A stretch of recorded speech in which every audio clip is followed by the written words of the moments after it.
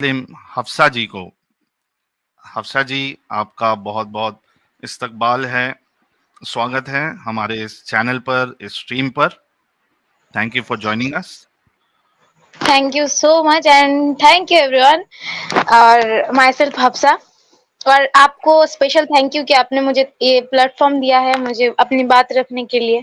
Thank you so much Sahil sir. Thank you, thank you.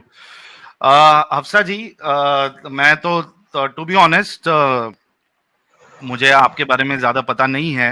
मेरे ख्याल से एक स्ट्रीम में अमित ने मुझे कहा था कि आपको इनवाइट करे इस्लाम से इंसानियत तक वाले एपिसोड में, और फिर इसी तरीके से मैंने आपको कांटेक्ट किया और आपने भी हमारी दावत को कबूल की। उसके लिए सबसे पहले तो शुक्रिया आपका।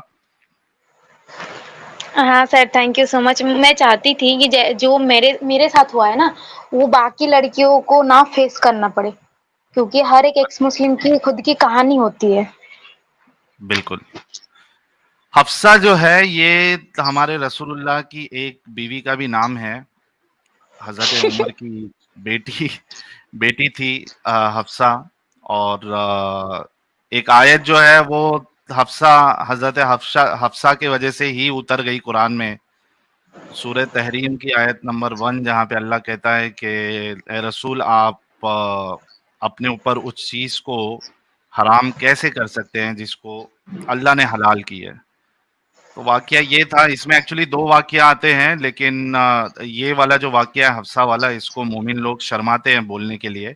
लेकिन जो तफसीरदान है, तफसीर लिखने वाले हैं, उन्होंने तो लिख दिया। अब तुम लाख उसको तो बचने की, उससे जान छुड़ाने की कोशिश करो, लेकिन जो वाकया दर्ज दर्ज हो गया है वो तो हो गया है। हुआ ये था कि मारिया किप्तिया, जो कि रसूलुल्लाह की बांदी है, बांदी मुबारक, तो वो हफ्सा जो है वो उनका घर था। रसूलुल्लाह ने हफ्सा को शायद अपने डैडी के वहां भेजा, हजरत उमर के पास। और वही हजरत उमर जो हजरत सौदा को सुकून से पॉटी मुबारक भी करने नहीं देने जाने देते थे। तो वो उन्हीं की बेटी, वो रसूलुल्लाह ने उनको भेजा और हफ्सा के जो घर में, उनके बेड में मारिया किप्तिया के साथ हमबिस्तरी की। तो वो हफ्सा आ गई वहां पे, तो हफ्सा ने तब पकड़ लिया। तो वहां पे रसूलुल्लाह ने हफ्सा से कहा कि यार आप प्लीज ये बात किसी को ना बताए।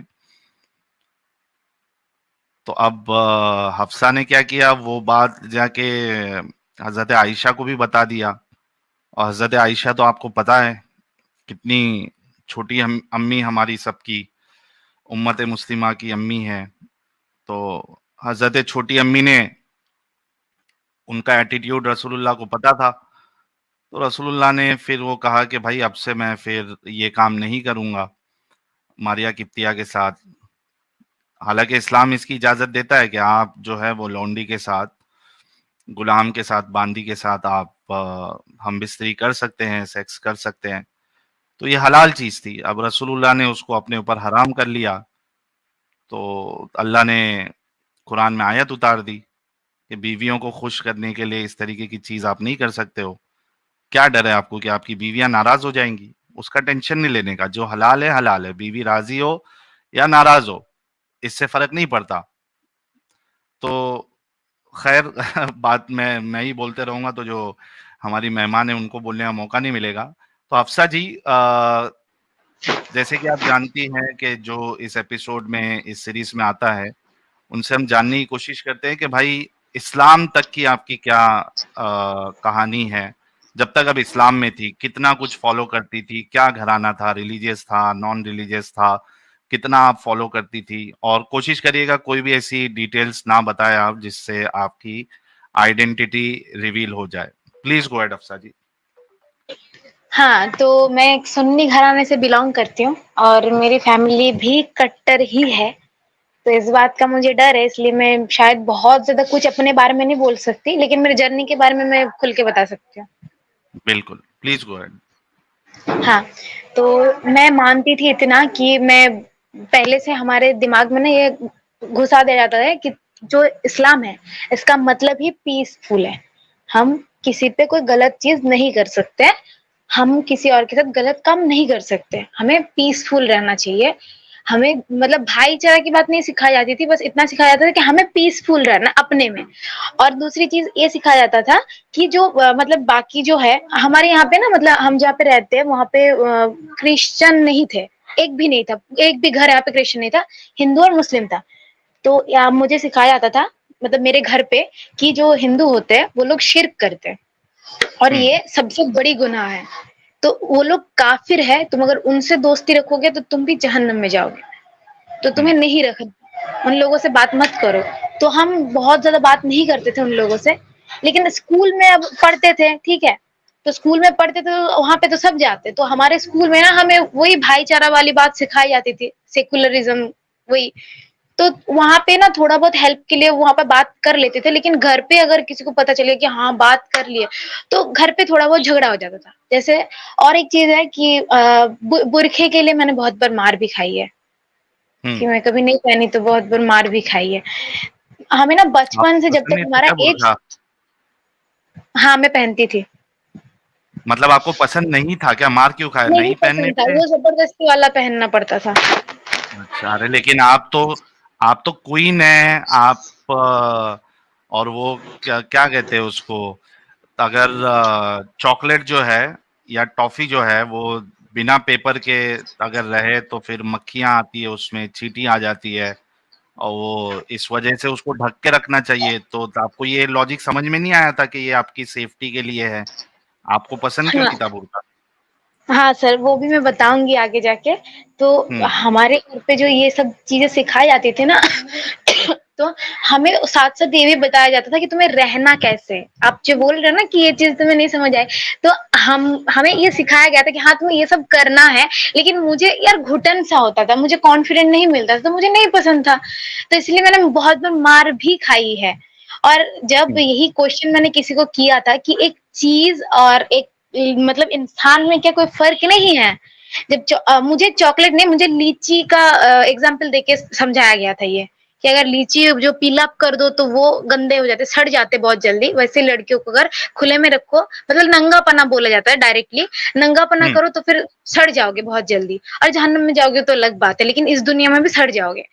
तो मैंने कहा यार वो एक चीज़ है और मैं एक इंसान हूँ, उसके अंदर दिल नहीं है, उसके अंदर जान नहीं है। मेरे अंदर दिल भी है, मेरे अंदर जान भी है और मेरे अंदर मर्ज़ी नाम की भी कोई चीज़ है, अगर मुझे नहीं पसंद तो मैं नहीं पहनूँगी। यही बात रखने के लिए मैं 2-3 दफ़ा मार भी खा चुकी हूँ, कि नहीं हुँ, बोलना चाहिए बोल के। ओके, हाँ सर। ठीक है। फिर क्या हुआ? हाँ, तो मैं पहले से बताऊँ कि स्टार्टिंग से मेरे साथ हाँ, हाँ। क्या-क्या हुआ? हाँ, हाँ, स्टार्टिंग से बताइए, बताइए, हाँ, बताइए। तो हमारे यहाँ ना लड़कियों के 10 साल और लड़कों का 12 साल, ठीक है? ये जो हुँ, एज होते है इसके बीच तुम कुछ भी कर सकते हो, कुछ भी पहन सकते हो, तुम्हें कोई उससे प्रॉब्लम नहीं है। यहाँ पे मेरी जब एज 10 हो गई, मतलब मैं तब क्लास 6th या 5th में पढ़ती थी शायद, तो मुझे बहुत अच्छे से याद है कि तब से ही मतलब बचपन से ही मेरी शादी फिक्स थी, ठीक है? मेरे कज़िन के साथ। मतलब मेरा हुँ, फूफू का बेटे के साथ और एक खाला के बेटे के साथ, दोनों बोलते थे कि मैं अपने बेटे से शादी करवाऊँगा, वो बोलते थे अपने बेटे से करवाऊँगा। तो अब मम्मी खाला के बेटे को सपोर्ट करती थी और मेरे जो पापा थे, वो फूफू के बेटे को सपोर्ट करते थे, क्योंकि वो हुँ, खुद की बहन थी उनकी।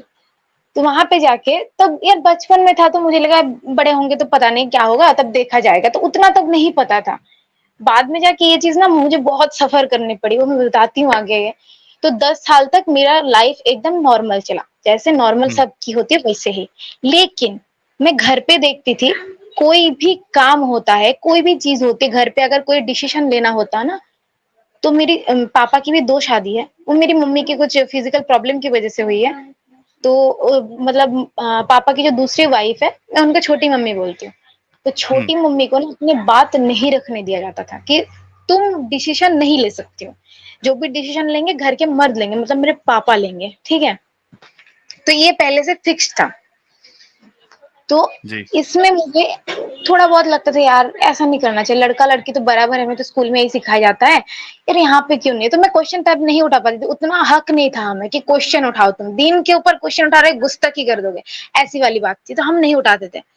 तो इसके बाद जब थोड़ी सी बड़ी हुई तो पापा ने जबरदस्ती बोले कि नहीं अभी तुम्हें हिजाब पहनना पड़ेगा, बुर्का पहनना पड़ेगा बाहर जाओ तो। और बाहर मतलब हमें सिर्फ स्कूल और ट्यूशन के लिए भेजा जाता था, ठीक है।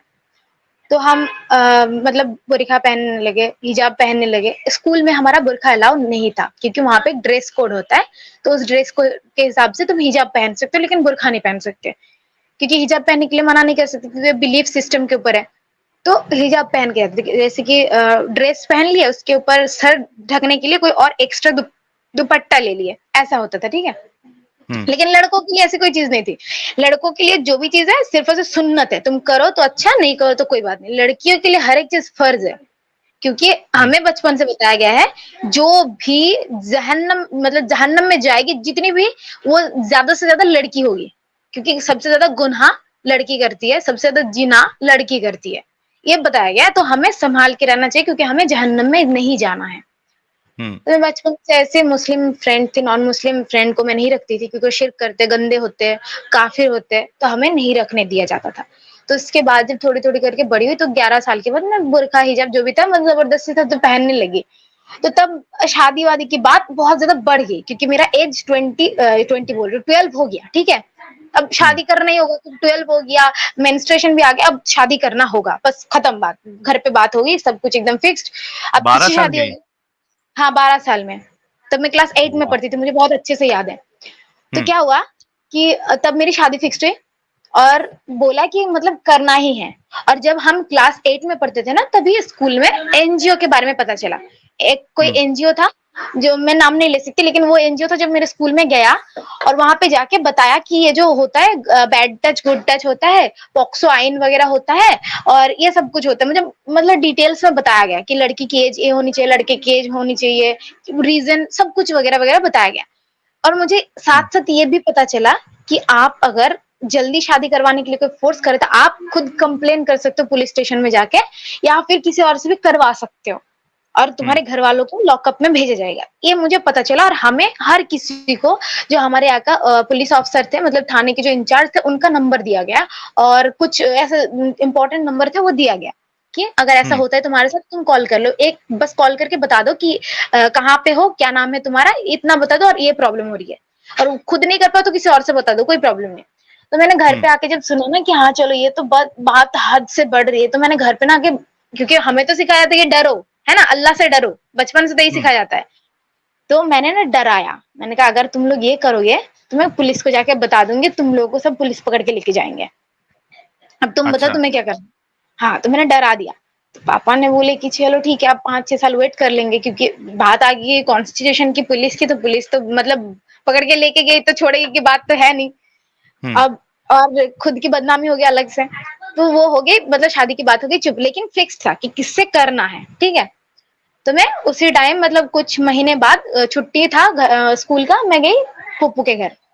वहां पे हुँ, जाके मेरे साथ सबसे घटिया चीज हुई। वो था, जिसके साथ मेरी शादी फिक्स था, वो मेरे से 1 साल छोटा था, लेकिन मेरे से शादी फिक्स थी। तुम्हारे क्या से हुआ छोटा कि था वो? हाँ मेरे से 1 साल छोटा था।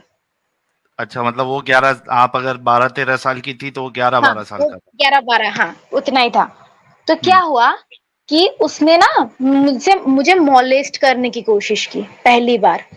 हुँ, तो पहले मैं बहुत डर गई कि मैं कैसे बताऊंगी घर वालों को, अगर बता दिया और उनको अगर पता चल गया कि मैंने मतलब उस टाइम पे बुर्का नहीं पहनी थी, मैंने सिर्फ दुपट्टे ले रखे थे, अच्छे से सर कवर नहीं कर रखी थी, उनको पता चल गया तो ऊपर से मारेंगे अलग और मुझे ही गाली देंगे कि तूने ऐसा कैसे लिया, ऐसा हुआ, अगर तूने पहन के रखता तो कुछ नहीं होता है ना, लड़कियों हुँ, की तो यही प्रॉब्लम होती है। तो मैंने वो नहीं बता पाई। फिर मैं वहां पे 1 हफ्ते रही, फिर मैं घर आ गई। तो उसके हुँ, बाद ना मेरे ये दिल में था कि यार मैं किसको बताऊं, क्या करूं, मुझे कुछ नहीं समझ आ रहा था। तो मैं ना पढ़ाई में पहले से बहुत ज्यादा अच्छी थी। मेरे घर पे उतना अलाउ नहीं था कि तुम बहुत अच्छे से पढ़ो और हम तुम्हें सपोर्ट करेंगे, ऐसा नहीं था। मैं हर साल फर्स्ट आती थी। तो मेरे स्कूल के टीचर मुझे बहुत हेल्प करते थे पढ़ाई में। जैसे कि हुँ, बुक्स मेरे घर से बहुत ज्यादा नहीं खरीद के दिया जाता था, जितना जरूरत होती थी कि हाँ क्लास में यही बुक्स टेक्स्ट बुक लगेंगे, वो स्कूल से दिया जाता था। और एक्स्ट्रा बुक मुझे खरीद के नहीं देते थे। जितना भी हुँ, होता था, मुझे स्कूल जो टीचर थे एक, वो मुझे बहुत ज्यादा प्यार करते थे, खुद की बेटी जैसे कि उनका भी एक बेटी थी, वही बोल के। तो मुझे बुक्स वगैरह जो भी जरूरत की चीज है ना वो खरीद के लेके देते थे, ठीक है। तो मुझे वहां से हेल्प मिल जाती थी। तो मैं ना हर साल टॉप करती थी, तो मुझे एक ही चीज़ चाहिए था कि मेरे पापा को लड़की नहीं पसंद। मेरे घर पे किसी को नहीं पसंद, क्योंकि लड़की हुँ, होगी तो बदनामी होगी, लड़का होगा तो नस्ल को आगे लेके जाएगा और पापा को बुढ़ापे में देखेंगे। ये चीज़ उनके दिमाग में है। तो उस टाइम पे मुझे बहुत बुरा लगता था, यार मेरे पापा बस एक बार मुझे प्राउड से बोल दे कि ये मेरी बेटी है, ठीक है? तो मुझे ये हर साल मैं चाहती थी कि मैं टॉप करूँ और ज़्यादा अच्छे से मार्क्स लाऊँ, शायद बोल दे प्राउड से ही कि ये मेरी बेटी है बोल के। और उस टाइम पे ना और एक चीज़ बता दूँ, मैं ना राइटिंग करती थी, मतलब मैं पोएम लिखती थी, ठीक है? तो हुँ, मुझे शौक था, मुझे अच्छा लगता था। ये तो मतलब खुद के ऊपर होता है ना, तुम्हारे अंदर टैलेंट है तो तुम लिख रहे हो। तो मेरे साथ भी वही था। मैंने स्कूल में हुँ, प्रेज़ेंट किया बहुत जगह, तो मुझे अच्छे रिस्पॉन्स मिलने लगे, ठीक है? बाद में जाके मुझे और ज़्यादा अच्छे रिस्पॉन्स मिलने लगे। लेकिन उस टाइम में जो मेरे साथ हुआ वो मेरे दिल में रह गया। फिर उसके बाद 3-4 महीने बाद मेरा एग्ज़ाम था। तो मैं एग्ज़ाम की प्रिपरेशन लेने लगी और मैं वो चीज़ भूल गई। तो एग्ज़ाम खत्म हुआ, कुछ महीने बाद मेरी फिर से छुट्टी हो गई। मैं चली गई फिर से फूफू के घर। कम से कम 7-8 महीने के बाद, ठीक है? तब मैं दूसरी क्लास में थी। छुट्टी के टाइम था तो मैं चली गई उनके घर। तब मेरा शायद हुँ, वही 14 होगा साल, 14 या 15 साल होगा। तो मैं उनके घर गई, वही चीज़ ना मेरे साथ दोबारा हुआ। हुँ, उसी ने वही किया। चीज़ दोबारा हुआ, उसी ने किया और वही चीज़ मतलब सेम ही चीज़ मेरे साथ हुआ और मुझे ना मैं पहले से तो एक चीज़ हुआ, मैं उससे दूर-दूर रहती थी। मैं अच्छे से बुर्का पहन के रखती थी, अच्छे से सर पे एकदम ढक के रखती थी, मतलब एकदम कवर अप करके रखती थी। मुझे डर था कि घरवाले तो यही टॉपिक मुझे उठाएँगे ना कि ये तुम गलत किए, यही जगह पे तुम्हारा लूप होल्स है। मैं वो चीज़ में लूप होल्स नहीं रखी, फिर भी मेरे साथ हुआ। तब मैं हुँ, मतलब ऐसा हुआ, मैं हम मतलब एक रूम था, उनका ना 3 रूम था, ठीक है? एक पे जो मेरा भाई रहता था और छोटे-छोटे भाई थे, वो खुद भी पढ़ी लिखी है, फिर भी 4-4 बच्चे हैं। उनसे पूछो तो बोलते हैं कि अल्लाह की देन है, ठीक है? मतलब हुँ, ये और एक ट्रेजेडी है। तो वहाँ पे उनके 4 बच्चे थे, तो मेरे साथ जो उनकी खुद की छोटी एक बेटी है, वो मेरे साथ रहती थी और एक छोटा-सा बेटा था, वो मेरे साथ रहते थे और दोनों भाई दूसरे कमरे में और उसके मम्मी-पापा दूसरे कमरे में। मतलब 3 रूम में हम ऐसे सोते थे। तो मैं हुँ, रात को सो गई, घर पे सब सो गए, उस टाइम पे उसने मुझे मोलेस्ट किया आके और तब मैं बता भी नहीं सकती कि मैं मतलब कैसे? मैं सो रही हूँ, उस टाइम मैं बुर्का पहन के सो जाऊँ? हुँ, नहीं सो सकती ना। और हमारे घर पे ना लड़कियाँ जब सोती है तो बाहर मतलब अंदर से अगर दरवाज़ा बंद कर दो ये अलाउ नहीं है। ये घर का हुँ, रूल्स है। हुँ, रिलीजन की बात नहीं बोल रही हूँ। तो ये ऐसा था, तो मैं नहीं लगा के सोई, तो मैं ऐसे सो गई, तो वो आके फिर से वही चीज़ सेम दोबारा किया।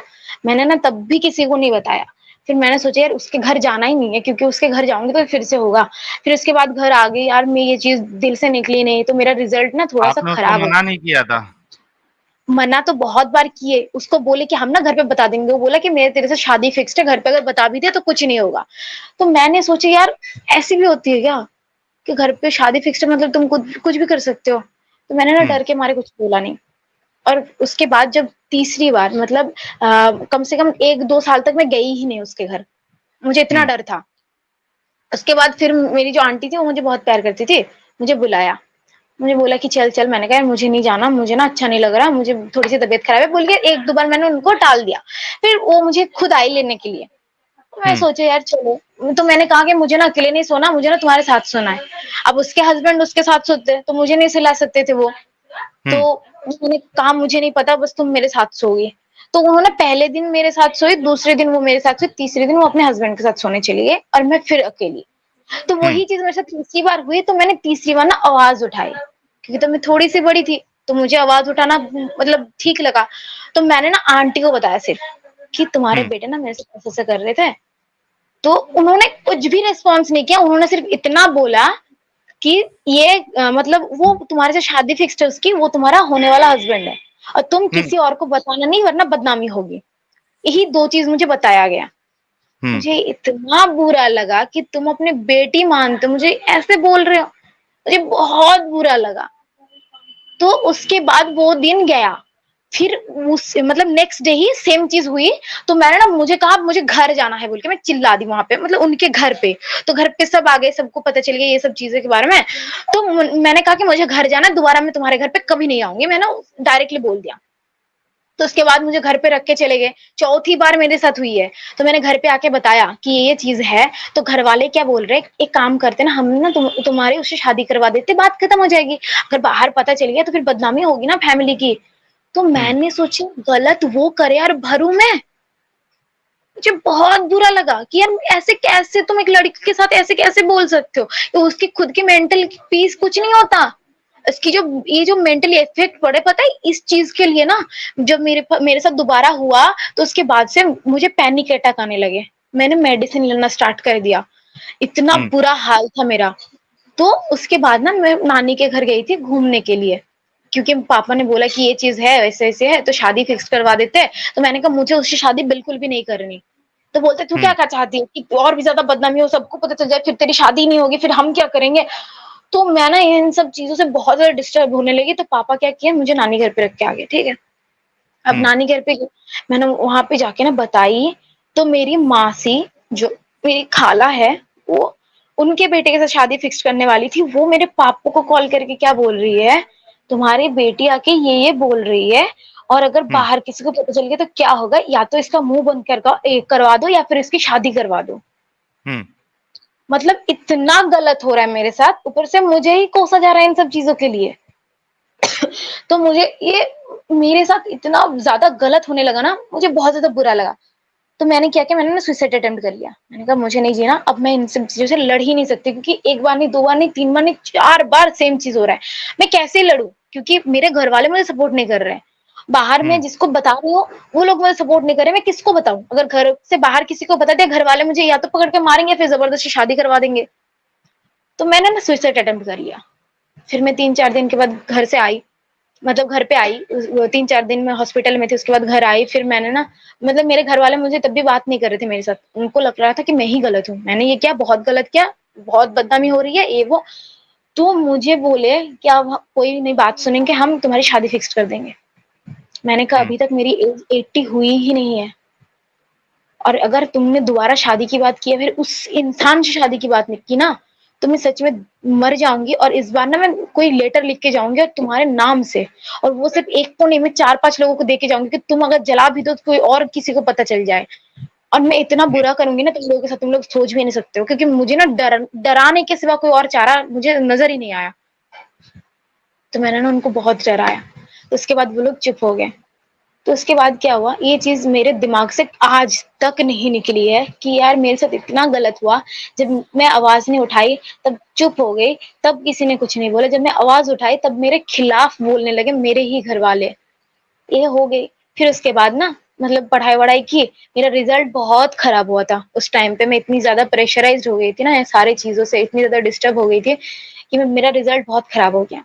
क्लास 11th में भी मेरा रिज़ल्ट खराब हो गया। तो मेरा क्लास 12 में ऐसा फ़ोकस था कि अब मुझे थोड़ी-सी अच्छी पढ़ाई करनी है, मुझे थोड़ा-सा अच्छा रिज़ल्ट तो करना ही है क्योंकि अगर मुझे अच्छे कॉलेज में जाना है तो फिर मुझे पढ़ाई करनी होगी।